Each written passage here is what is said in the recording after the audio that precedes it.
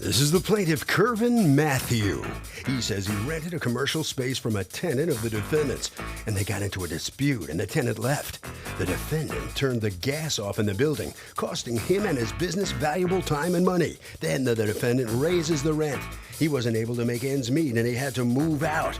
He's suing for the security. The defendant refuses to return, and a gas bill totaling $3,949.48.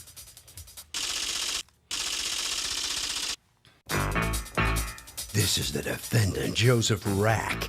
He says the plaintiff was a tenant from you-know-where. Nothing but trouble. And he's happy as a clam to be rid of him. Since the plaintiff bailed in the middle of the month, costing him lost rent, he owes nothing. He's accused of lousy landlording. Thank you, Douglas. Okay, Kervin Matthew, you are suing your former landlord, Joseph Rack. Yes. For $3,949.48, double the security deposit because you say he's unlawfully withholding it. Yes. What's going on? Okay, Ms. Millen, how you doing?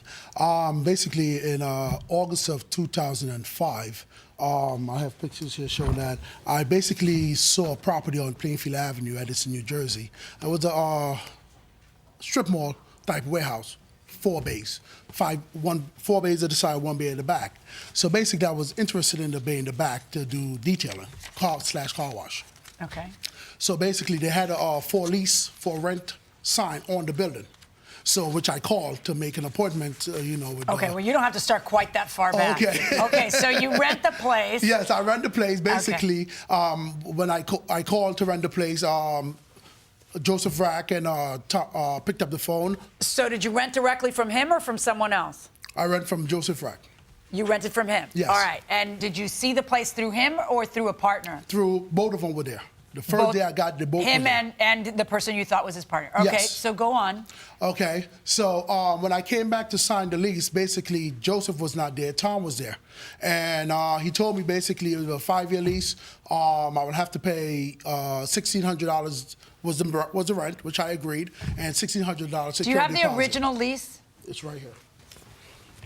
Okay, so you stay there for a few years, and when does a problem first arise? But basically, the first problem I ever had with this man was March 1st, 2009. And what happened? Basically, through the grapevine, they said Joseph Rack and Tom, which was none of my problems, that they were having problems, and Joseph Rack was taking sole responsible of the building. There was no more Tom. Okay. Who I spent time with for the last, and I've been paying rent to Joseph Rack for the last 4 years. Whose signature is on here and the original 2005 lease, Mr. Rack? I didn't give him no lease 2005. That ain't mine. Can I see it? Yeah. Well, he says he moved in there in 2005. From my other tenant, subleased to him. Okay, so Not me. would that be your other tenant? My And that's other who he's tenant, not calling me. your partner, but that's a sublet. That's actually your other tenant who My is other sublet? tenant that had the whole building, Okay. he subletted part of it to him. Okay. Which I didn't know about this. All right. Then years pass, and it's no longer between Tom and you because Tom's out of the picture. Right. So you give him a lease starting what year? 2009. Now, That's the only you're lease I suing gave him. about a security deposit that you paid originally when you moved in, correct? In 2009, when you sign a new lease with him, Right. do you say to this Tom person, can I give me back my security deposit? Yes, I did. And what did he say? Joseph Rack will take care of it. And did you tell Joseph Rack that? Yes, he did. Yes, I did. And what did Joseph Rack say? He said he would work it out once we signed the new lease from March 1st. Okay, can I see a copy of that lease?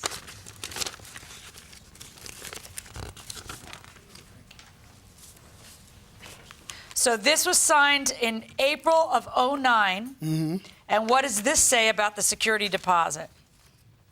This says the sum of 0 is deposited by tenant. And there's no mention in this lease about the security deposit that went over here. And the reason he stayed that is because I took him to court in March. Wait, you took him to court for what? That's where the PS&G comes in. He not only threatened, he shut the building down. The lights, the water, everything he shut off. He shut off your electricity and your water? While I'm under contract. Okay. Okay, he shut everything off. Did you shut off the electricity in the No, I water? didn't. Really?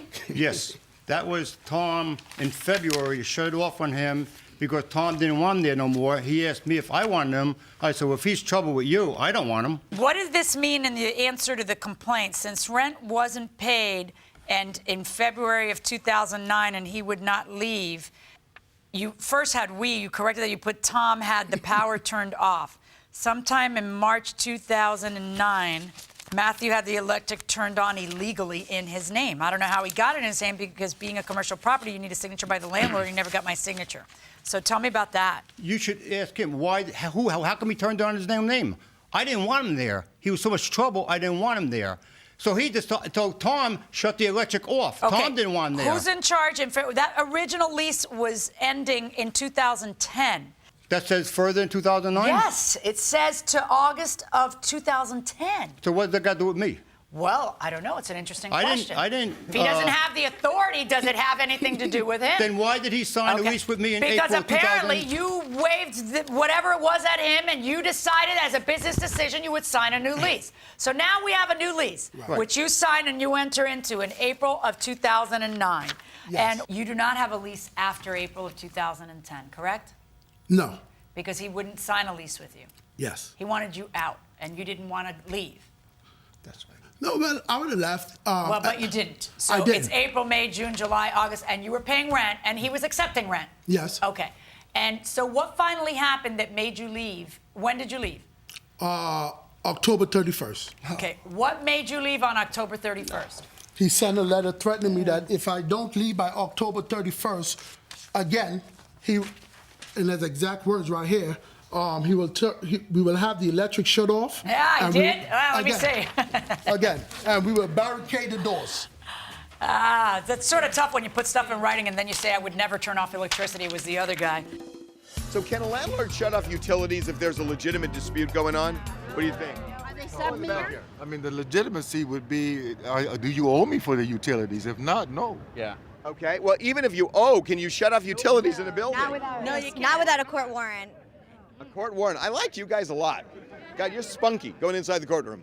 This will confirm. In addition, this will remind you we previously gave you notice to vacate the premise by October 31st. We have the water and electric. What is the problem? Why is it that you wanted him out? If he was paying his rent, why wasn't you wanted him out? He's trashing my place. How? I'm going to show you pictures. Okay. And also, he's bothering other tenants. They can't park in the parking spots they're supposed to park with. That's why I called the police. Because what? What is it? He parks his cars all over the place, in front of the entrance where the bartender screw goes, all over. I called the police twice on him. They told him not to park there. The next day, he parks his car there again. Is it his own cars parking there or the cars that he he's only has detailing? certain parking spots, designated parking spots. No, but is it his own car that he's parking there? His customers' cars. His he parks. customers' And cars he's that he's working on them. detailing. He's washing them in front. He's working on them in front of the Yeah. other. So the other tenants are upset. Yeah. Okay. I told people if they're still there to get rid of them because they're Did on. Tom give you a security deposit that he had given No, Tom? never. You sign a lease with him in April. You do not.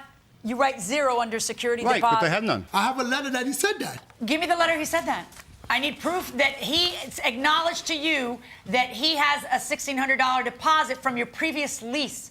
See, the problem is that there's a new... Listen, because you understand, the problem is that there's a new lease. And when there's a new lease with a new guy and new terms, that is a new animal. And look at the date. Because I have the things he's talking about. I have no idea what he's saying. Wait a minute. I have one that's an August, that's an April lease. What is this? This is an August lease of the same year. That's the one that he gave to me. That came from him. That's what he gave me. This is like, what is this? There's no signature of anybody on this, so how is this a lease? How is this not something that you made up? Basically, as I said... Your position on this, basically, as you said, what? Your position on this is that you don't have to return the security deposit because he lived it out in November and you never got it, and it's not part of your deal. Did he pay rent in November? No. Did he stay in November? Yeah. When did he move out according to you? Friday the 12th at 6 o'clock. How do He you- set up a meeting. How do you know? Do you have any proof that it was I Friday have the 12th? proof of the week before on my phone right here. Yeah, let me hear it. He said he moved out August 31st. He said he moved out October 31st. You're going to listen to him. Okay, let's hear it. All right. I respect your wishes and I will be out of your place. Unfortunately, I have some loose ends. I need to end of the week by Friday, which is the 5th. Most likely by Friday, I will definitely be out of the place. Okay, cut it out. That's you saying that you're staying to the 5th. We're done. Verdict for the defendant. Just hold it right there, please. Well, that message pretty much did you in. Step up right here and tell me what's going through your mind as you come out of the courtroom here like that. What's going through my mind is how can I give someone a deposit, my money, pay a bill that don't belong to me, and then at the end of the day, I'm stuck with it. But that's what she said. That's what it was. Yeah, that's what it is now. So where do you go from here? Like, what's the situation with the business now? Basically, thank God, successfully, I got a different place. I won't say better because I'm not degrading the place. You know, I made money there, and unfortunately, it didn't work out. But as I said, listen, whatever she said to me, whatever she her ruling stands, right? It stands. Okay, fair enough. Okay, right around the corner, and all right. So he takes his medicine. They'll sign you out right around the corner there. All right. So step on in here, Joseph Rack. What's happening? Well, this is crazy. How can someone ask for security plus double security plus interest on the security when the lease clearly says there's no security? And he's bringing up a lease with my other tenant that's sublet to him. I have no knowledge of what the lease said. I don't know about that security. I don't know nothing. I don't know about that. It's between them two. Like the judge said, the new lease takes over, and the lease says 0. So what are you going to get out of 0? 0? 2 zeros plus interest on 0? What's that about? Harvey?